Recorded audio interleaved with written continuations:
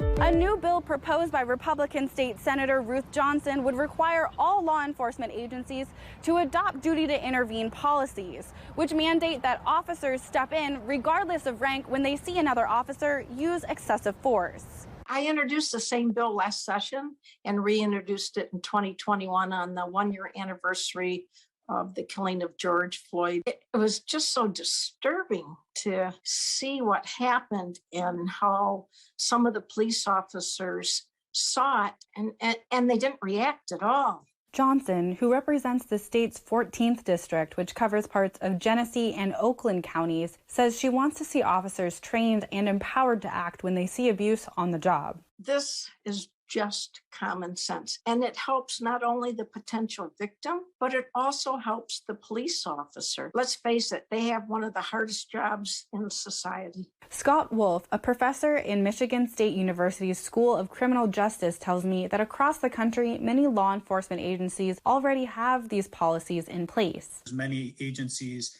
have been initiating their own duty to intervene policies with great success.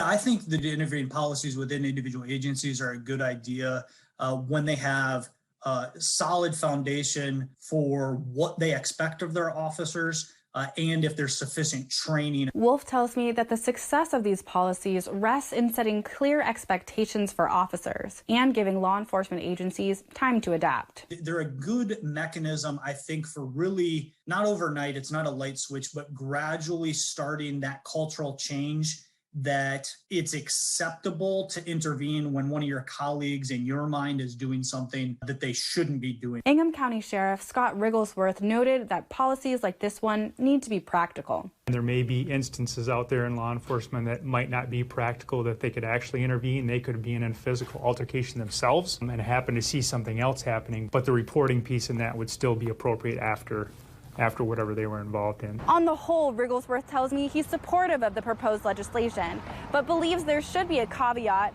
that officers intervene when feasible.